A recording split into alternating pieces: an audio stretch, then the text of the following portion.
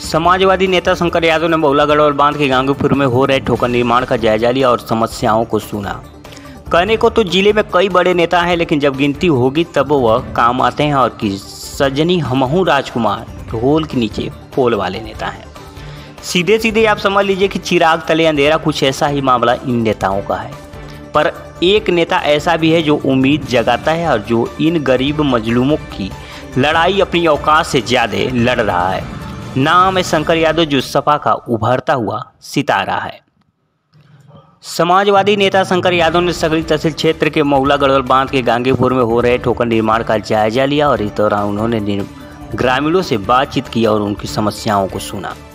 इस मौके पर उन्होंने कहा कि इस बंदे के निर्माण में जमकर पैसों का बंदरबाट की जा रही है और जब समय रहता है बंदे के निर्माण का तो विभाग सोता रहता है और जब नदी का पानी बढ़ जाता है तब विभाग काम करने आता है। ऐसे में कपटान की समस्या सामने खड़ी रहती है। नदी धीरे धीरे सैकड़ों बीघे खेत खलियान घर बार सब कुछ अपनी आगोश में ले जा रही है। किसान परेशान है, लोग अपने घरों से बाहर बंधों पर रहने को मजबूर हैं, लेकिन आम जनता की समस्याओं पर ध्यान देने की वजह विभाग के लोग अपनी जेब भरने में लगे हैं। उन्होंने मांग करते हुए कहा कि प्रदेश के मुखिया योगी आदित्यनाथ से हमारी मांग है कि इस बंधे पर हो रहे निर्माण कार्य का जांच टीम गठित कर कार्यों की जांच कराएं और समय से कार्य न पूरा कर पाने और कार्यों में शिथिलता बरतने पर इस मामले में जो भी दोषी अधिकारी कर्मचारी पाया जाता है उनके ऊपर कार्रवाई की जाए। उन्होंने जनता की समस्याओं को पार्टी के मुखिया अखिलेश यादव से भी अवगत कराने की बात कही और उन्होंने कहा कि यह मुद्दा राष्ट्रीय अध्यक्ष के माध्यम से सदन में भी उठाया जाएगा, क्योंकि बाढ़ पीड़ितों की समस्याओं पर ध्यान देने वाला कोई नहीं है।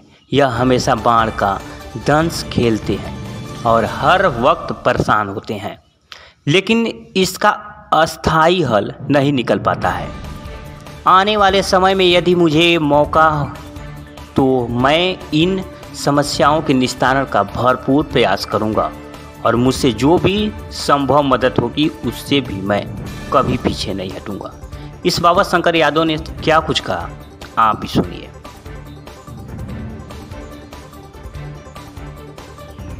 करने के लिए ये कैंची बांध बांधना चाहते हैं, ठोकर बनाते हैं, नोज बनाते हैं।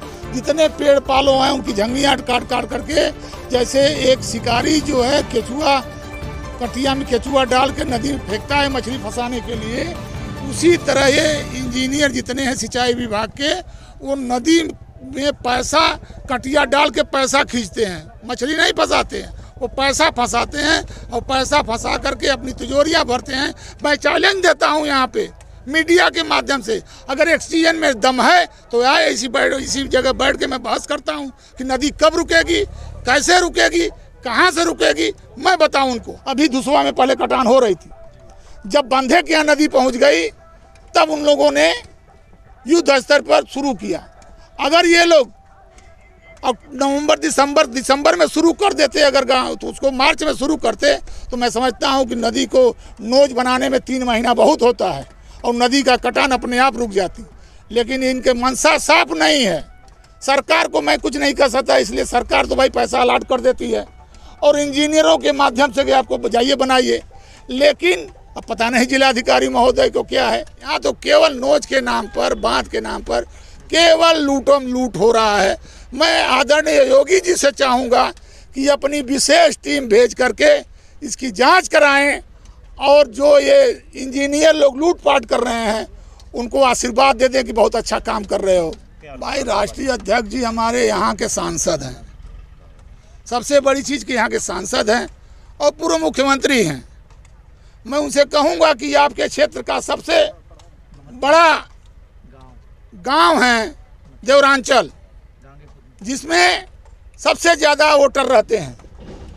सगड़ी विधानसभा का सबसे ज़्यादा वोटर महुला से लेके हैदराबाद तक बसता है, जो घाघरा नदी के किनारे पड़ता है, और सबसे बाढ़ का विभीषिका यही लोग झेलते हैं। और आने वाले समय में जितने विधायक आए, मुझे कहने में गुरेज नहीं है, ये सारे विधायक निधि का शोषण करते हैं और तिजोरियां भरते हैं। एक दिन मैंने देखा यहीं पे माननीय आदरणीय विधायिका जी आई थी, इंजीनियर से पूछ रही थी। और मैं कहना चाहूँगा, इनके ससुर ने पुल बनवाया था बेलैया में, और पर साल की बाढ़ में बेलैया का पुल बह गया। अगर उनके अंदर हिम्मत थी तो उस पुल को बनवाती, साल भर समय था, साल भर में बन गया होता, लेकिन नहीं बना। उसकी जांच करा देती कि उसमें कितना घपला हुआ, कितना घोटाला हुआ। यहाँ आकर पूछ रहे हैं इंजीनियर से कब होगा, कब होगा।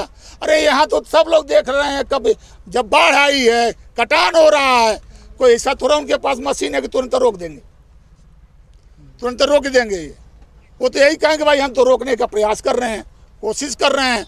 अरे आप तो अपने निधि को देखिए कि हमारी निधि कहाँ जा रही है, क्या हो रहा है। हमने अपने निधि से कहाँ विकास का आपने काम किया है। अगर जनता पूछ दे तो आप बबूला हो जाएंगी कि आप प्रश्न हमसे उल्टा कर रहे हैं। मैं पूछना चाहता हूं उनसे कि आप बताइए आपकी निधि कहाँ गई, क्या हुआ बेलैया पुल का? बेलैया में पुल क्यों नहीं बना है अब तक? क्या आपके पास बस नहीं है, आपके पास बजट नहीं है?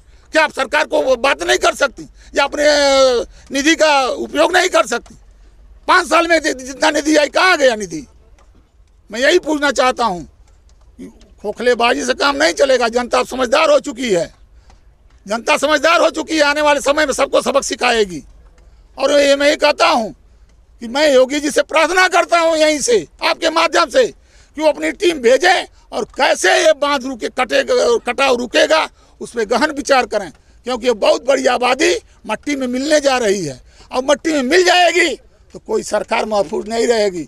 जब गरीब का आह उठती है, बड़े से बड़े धनाढ्य मट्टी में मिल जाते हैं और तमाम शासन प्रशासन मिट्टी मलिन हो जाते हैं। अगर ऐसा ही रहा तो आने वाले दिन में 2022 में भगवान भरोसे होगी किसकी सरकार बनेगी। हमारा नाम अशोक लाल यादव है और हम देवरांचल के घाघरा के तट में हम भी बसे हैं। आप तो फिर भली भांति घाघरा के बारे में भी जानते हो, खटान के बारे में, लोगों की पीड़ा भी जानते हैं।